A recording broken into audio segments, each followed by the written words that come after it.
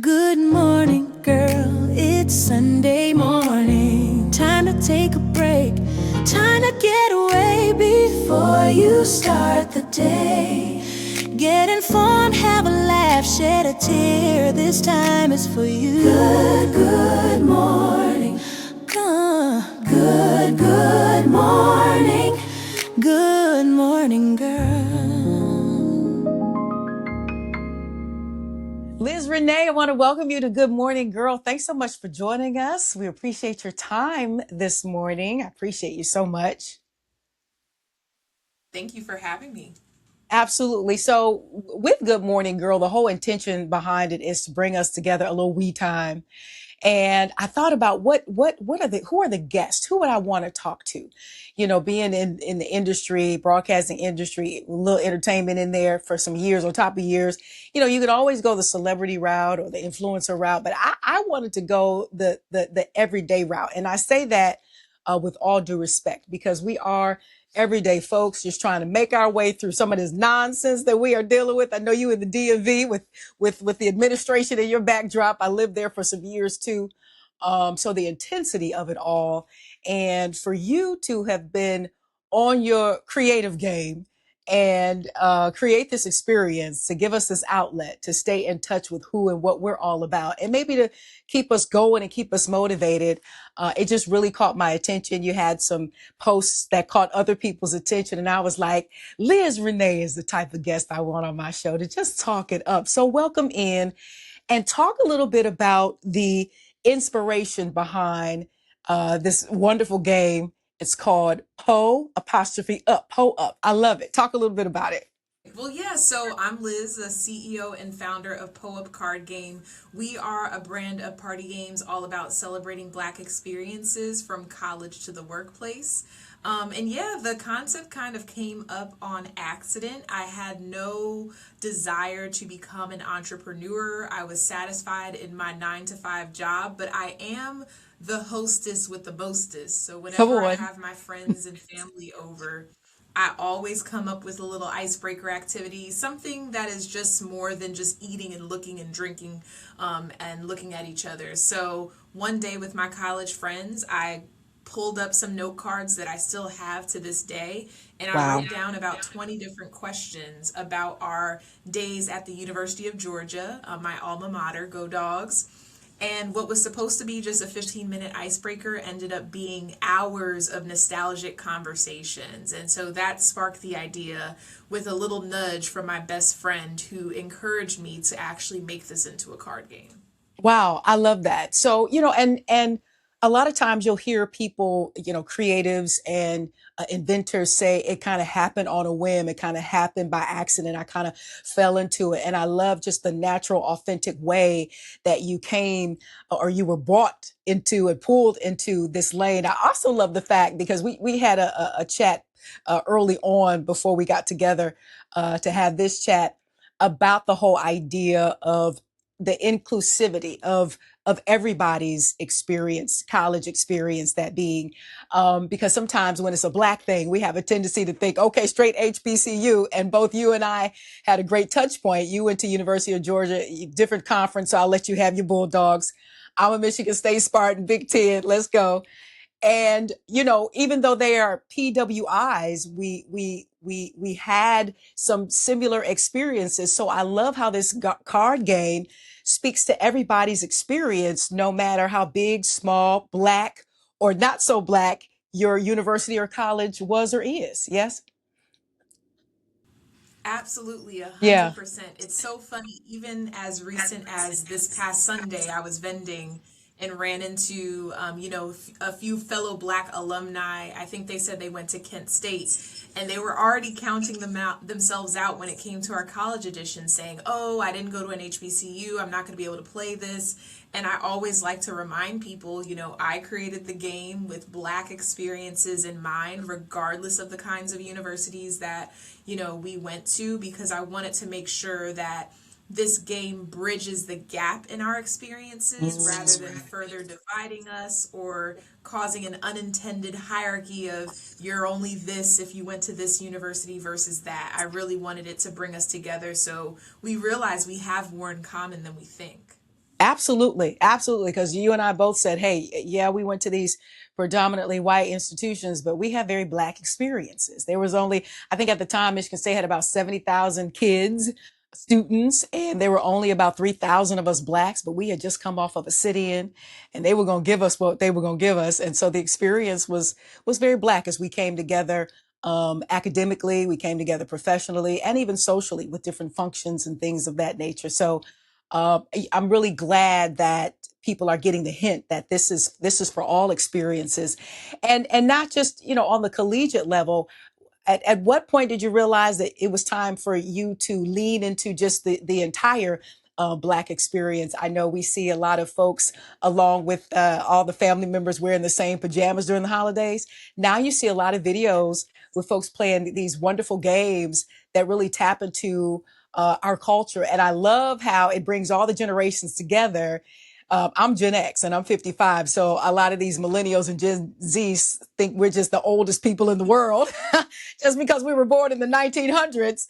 But I love how it bridges, like you said, these experiences and these generations together because, we all know that the more things change, the more they stay the same. So I think it helps these young people realize that y'all ain't doing nothing new under the sun. So socially, how is the game?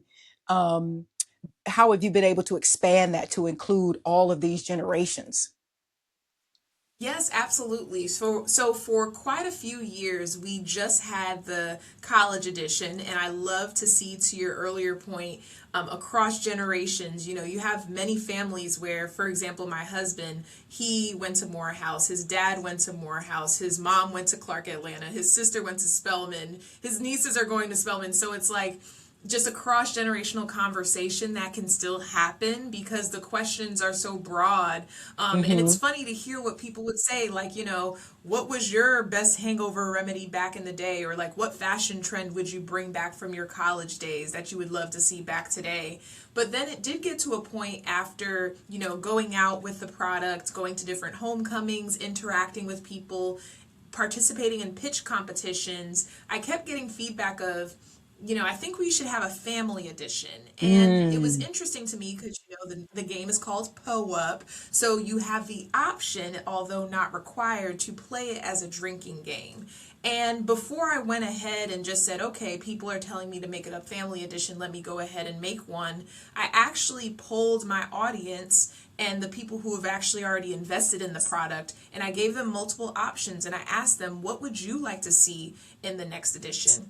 I included family edition, I think I included Greek life, I included, going Yes. a little bit deeper into the existing categories, and then I included black in the workplace. And to my surprise, people said, no, we like the Up, don't take that out of it, but we would love to see an edition dedicated to being black in corporate America. So that is how we expanded with this edition. And while not everyone has maybe gone to college, if you're 18 and over, everyone for the most part has had a job at one point in their life. And so this Yes. is the more relatable game, I would say, across generations and experiences. Oh, I love it. And it doesn't even have to be liquor. It could, for alcohol, it could be, juice, or you could make it a little, like Nickelodeon used to do back in the day, the slime thing. You can make it some mustard or maybe some soy sauce or something. I mean, you can make it really interesting when you talk about Up. It doesn't necessarily have to be, alcohol. I love that. So talk about the object of the game and, these family gatherings, these friend gatherings, friend nights, game night, they get real competitive. So the object of the game and how do we win? Like if I'm generation team Gen X, how do I win? I want to smash the the millennials and the Gen Z. So the object of the game. Great question. So, this is something that we thought about, and we decided that this game would be conversational because I like to say that Black excellence deserves to be celebrated and not competed. So, technically, there are no winners or losers. The goal is for you to, go through the cards, talk about your experiences, enjoy a drink, whether it's water, wine, or whiskey, and to really grow closer to one another through these shared experiences, or to better understand one another through the differences in our experiences. But we have created a game show concept called Po-Up Live, which launched in the summer of 2025. And that is where we incorporate a competition where we have teams, and the questions for the most part are still opinion based, so those teams will share their take on a topic. For example, what college has the best homecoming?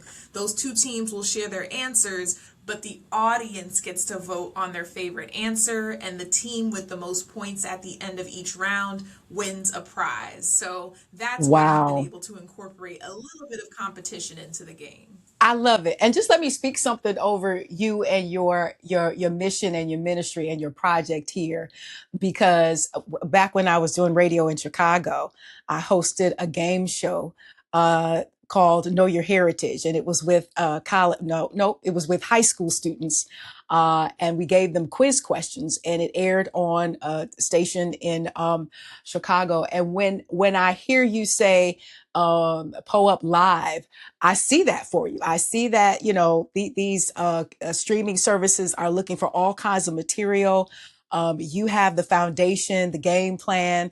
It's about celebrating our heritage. So, whatever, version of the game you choose, it's a win because it's about community and exchanging, ideas and nostalgia and grounding ourselves in our culture. And then if it's a different version like the Po Up Live, in a team thing, there's a win-win, like a lot of people like to claim. So I sort of kind of see that when you were talking. So we're just gonna speak that into existence. I see that being a show that we turn on maybe Netflix and, oh, I want to watch Po Up Live. I see that it's happened with other folks. The Pop the Balloon. Why can't it happen with you and your vision? And so I just wanted to put that out there. Talk a little bit about becoming, because you have this idea, and then the next step is to make it real tangible. So that is, the artwork, the packaging, the manufacturing, all now it becomes a community and a team kind of thing for you. I know there are a lot of girlfriends listening in who are in different stages of their careers, whether they're affected by the 600 thousand who are now faced with figuring it all out all over again, or they're actively in their careers and advancing it, and it's going in different directions. Talk a little bit about how taking on the mantle of this game thrusted you into, okay, now I'm a Black business owner, I'm an entrepreneur, I'm a Black female business owner. There are other people I'm going to need to push this vision through. How did you handle and manage all that, because it can be scary.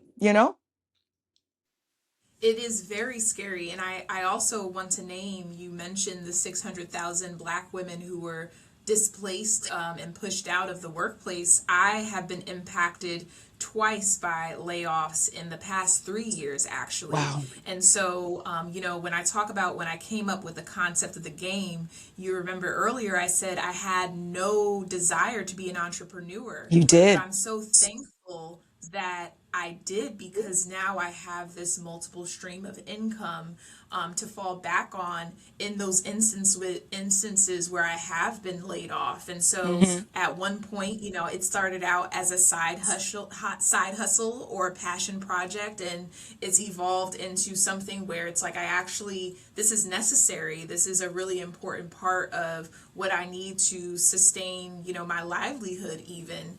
And so it's been very interesting, better understanding the ups and downs of entrepreneurship. On one end, you have flexibility and autonomy over your schedule and your work style, and you can pick and choose who you work with. Whereas in a 9 to 5, you can't always pick and choose who you work with.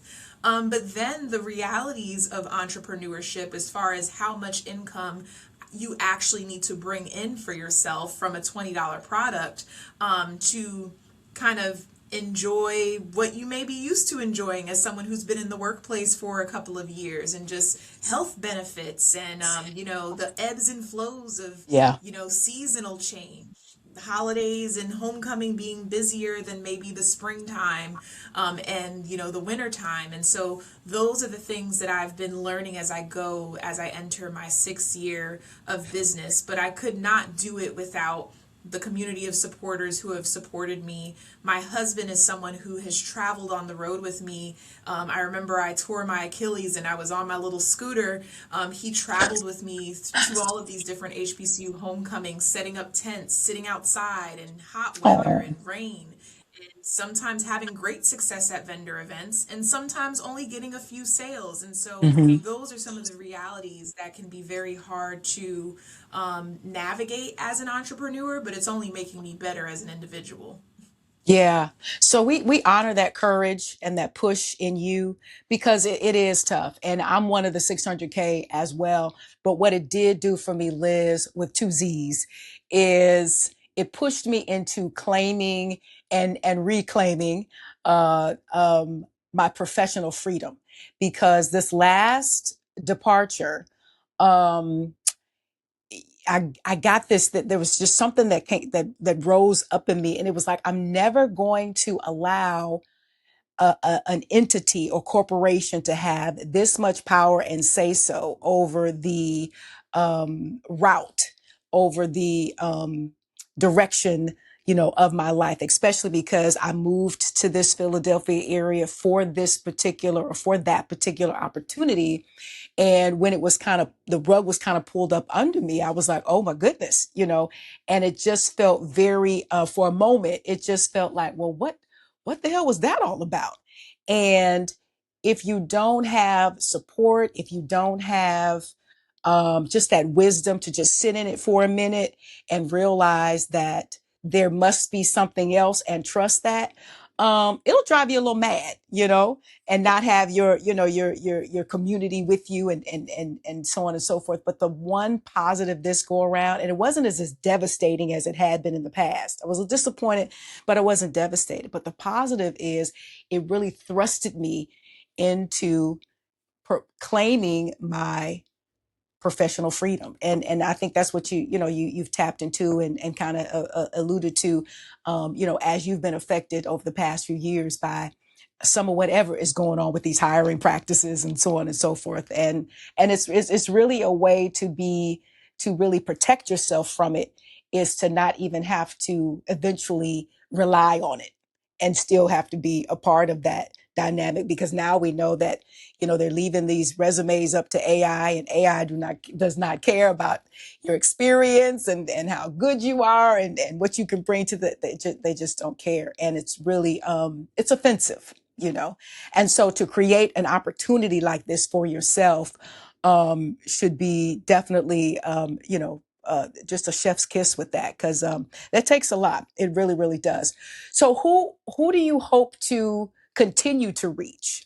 We've talked about, the different generations. You talked about your husband and that deep, wide legacy with the HBCUs, and of course, with products like this, games like this, you have a niche audience. But I just see this being something that can span, maybe even globally, as Black folks over in the UK have their experience, and the Caribbean have their experience. So as you continue to grow and expand, what is your audience? What will your audience continue to look like? Yes, my audience will continue to look black because over the years, that's Okay. another piece of feedback that I've received from other folks like, oh, well, this can be for anyone. Well, yeah, anyone can, wear glasses, but they're intended for people who need them. Who And need this to is see? something for, yes, exactly. For anyone can wear them, so feel free. So anyone can play. But this game was unapologetically created with the Black community in mind, and so it'll continue to be that way. But I do see opportunities, to your point, for global expansion, to tap into the diaspora, and to just tap into other aspects of our experiences. So it started with college because that's just what the natural, addition ended up being initially, and now it's Yeah. expanded to workplace. And so thinking about the other things that we experience daily, and how can we take those moments, good, bad, and the ugly, and turn it into a game where we laugh, and we cry, and we just, are nostalgic over those shared experiences in a way that hasn't been done before. Because as a Black game maker, I am so proud to see so many other Black owned games on the market. And so there is more than enough room for all of us. I've never been to a house that had just one board game on the shelf. I just Okay. want to make sure that my product distinguishes itself so people know, okay, Up is not just like any other game. This is what makes it unique, and this is why I want to play it at Thanksgiving or at homecoming or bringing it to the employee resource group happy hour and Yeah. things of that nature. Yeah, I was gonna say or it's just so organic and so authentic, and I love how hyper cultural it is, and I love how you just want to grow, but just keep it in that lane, but continue to same highway, different different lanes, but the same highway, and I really love and appreciate that. What has been some of the feedback twofold here, the feedback from other Black game inventors, and then some of the feedback from your public, especially when you go out vending and you're putting the message out there. What's some of the feedback that you're getting from the inside, and then for those who are getting hip to Poe Up? Yeah, so I mean, fellow Black game makers, like, we are a small but mighty community, and we are growing, and we're connected with one another. During the pandemic, I had a series of Instagram lives with other Black game makers where we could play our games and introduce our products to our audiences. And so the feedback there has been amazing. I have no notes. The Black game community is so supportive, and amplifying each other's product, and not being so crabs in a barrel mindset, and actually saying, hey, this is what worked for me, this is something that you may want to consider, or something you may want to pivot. So that has been great. And as far as the feedback from the public, I am so appreciative of the support from folks, because as an entrepreneur, there are days where I'm considering hanging up. Is it worth it? Is the Girl. income worth the output? And so it's always great to go out and someone say, "Hey, you look familiar. Oh yeah, I follow you on social." Or I'm at a vendor event and someone says, "Hey, my cousin brought this game, and just to let you know, it does work now." Things of that nature. That Okay. is what definitely keeps me going. I love that. And I love that all of that good positive feedback continues to fuel you. I come from an entrepreneur, that being my dad, and you just see the ebb and the flow, and a lot of times the pressure, because he's responsible for so much. You are the bottom line, and I know that with entrepreneurialism, you there's no plan B. There's just an A, and that's it, and it's got to work. It may work a little different way than you planned for, but there is no plan B, in a sense. And so I'm glad, I'm really happy that you're getting all of this positive feedback and energy. And I'm thinking when you mentioned the pandemic, that must have been like, we were in some trying times, and we know how COVID affected our communities in particular. There are family members and friends and community members who should still be here. And I know that they say, God, and I'm like, no, with the way that was handled, they should still be here. But on the other side of that, it did bring community together. It did kind of force us to sit with ourselves and each other and use games like Up and the other games that I'm sure you were exposed to, and that we were exposed to via the pandemic. Did you, and I called it the pivot in the pandemic. And I feel like as a Black game inventor, you guys were able to unite and maybe find a little sweet spot, because people needed community, they needed comfort. Did you find that to be the case during that time? 100%. Yeah. People really sought out community after being stuck in, our bubbles and whoever we were able to be with, some of whom were alone at that time. And Yep. so I definitely think the card game industry saw a boom coming out of the pandemic and definitely during the pandemic, because it was a physical product that you could purchase and you could either play it virtually or play it with your core group that you were in your bubble with. And then now that, the pandemic is over, we were eager for community, for connection. We wanted to be Mhm. outside again. So Yep. here are the cookouts, here's homecoming again, here are the picnics and all of these, gatherings. And now we're looking for something to kind of break the ice because we've kind of been in our silos for so long. And so that was another opportunity, I would say, for card games during this time. Yeah, and being one of those as an inventor with your game, so being one of those, conductors of community, if you will. Well, your take on, and this is sort of kind of off topic, but your take on how we have all this technology, that we can self consume, but people are still craving connection and community. And I really think, again, to find the positive in the pandemic, if you can pull anything away from that, I think it either reestablished or put just a light on how important community is, especially games, card games like Po Up, because now we have like bingo, like this super on another level bingo. We have people, probably taking your game and adding to it and putting their flavor in it from family to family, from house to house. you know, Talk a little bit about why you think that that irony exists, that we have all this technology that can just propel us and take us all these places. But at the end of the day, as we always say in our culture, at the end of the day, we just want each other. And we sit around a table and talk it up and joke and jab at one another. And I think Po Up is like the epitome of a vehicle that would allow for that to happen.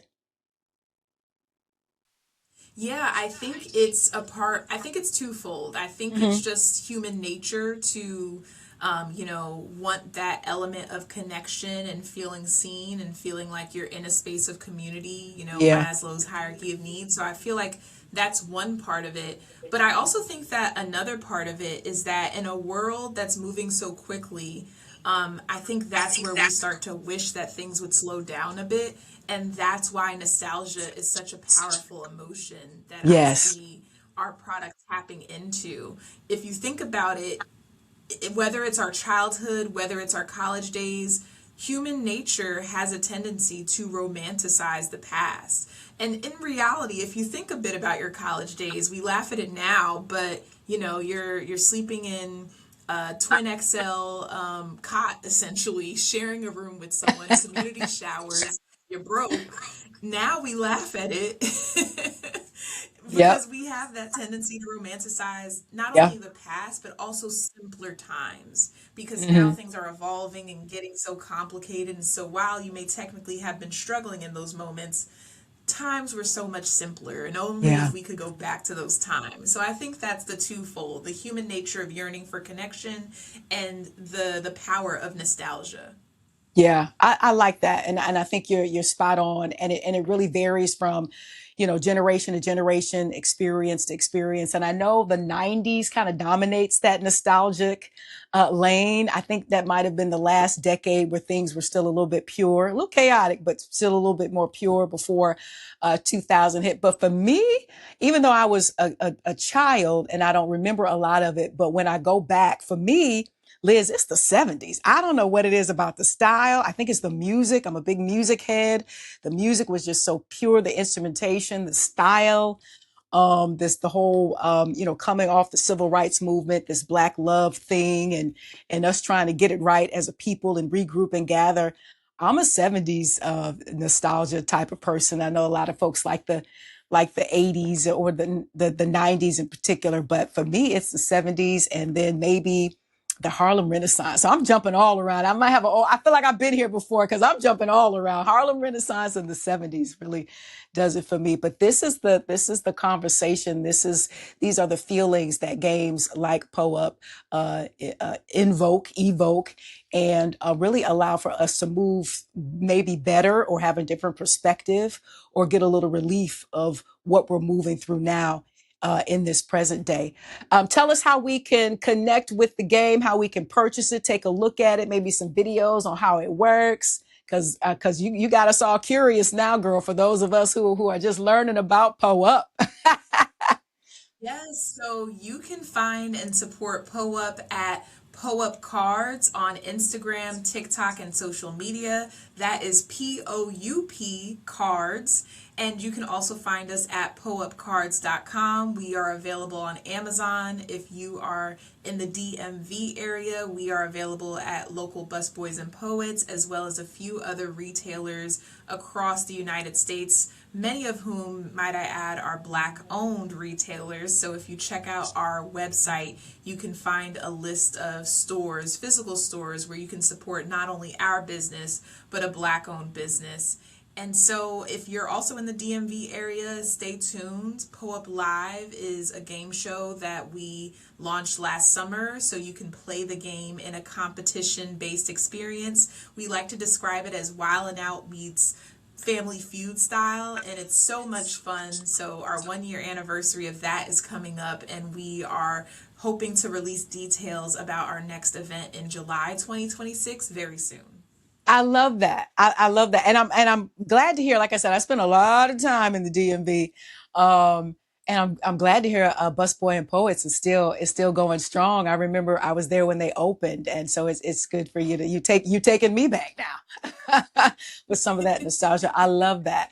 And if we want to follow you, I know you've got a couple of accounts on IG. That's how I came across you. If we want to just follow you and your journey and just support you and just tap in as a Black business owner, as a Black woman doing her thing, how can we follow you and your life?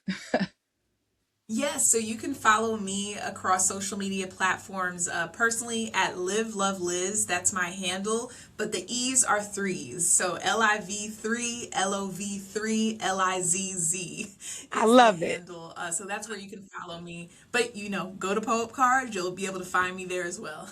There you go. And congrats. I know you recently married. I want to say maybe about a year or so ago. So am I right? You would still be considered a newlywed, honey.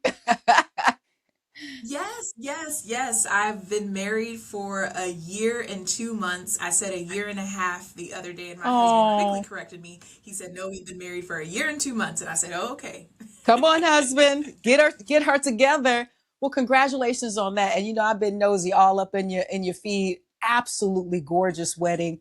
Prettiest bride on earth. I mean, that day was really belonged to you. It was absolutely gorgeous. So congratulations on that. That is amazing. Thank I you, thank you. love. That is for sure. You know what, Liz? I'm thankful, that God has given me, some of the talents and the gifts and the know-how to create a space like this, connect with people like you, and have these conversations, because it's easy, when you already, come through the door with just this commonality. And I do believe we're D9 sisters, and all of some of the challenges that we faced as professional Black women. And so, just to have some time to love on you, appreciate you, highlight and emphasize your goal, your mission, and what you're doing. Because, when we do it as sister girlfriends, it has so much depth to it. It's just not a product. It's just not a game. It becomes our mantle. It becomes our ministry. And that's really how things like what you've done get birthed, because they have to start deep from within. And I just, if you haven't heard it in a while, you are appreciated, and an example for how to go about making it real, making it happen, from just talking about it or being inspired by it to do it and actually doing it. So kudos to you for that. Thank you so much, and thank you for having me. It's been a pleasure. I love how we learn so much that we have in common that we've been experiencing, and Yep. just, also sending you so much love and light. And I have so much optimism for what you have next and what you're doing with your podcast series and so much more. So thank you Thank you. for having me and highlighting POA. Thank you. And I'm just a train ride away, honey. When you do that Poe Up Live, I'm coming. I would love to experience that in person. That would be so much fun indeed. Yeah. Liz with two Z's, Liz Renee, thank you so much for joining me today inside of Good Morning Girl. We love and appreciate you. We'll talk to you soon. Good morning.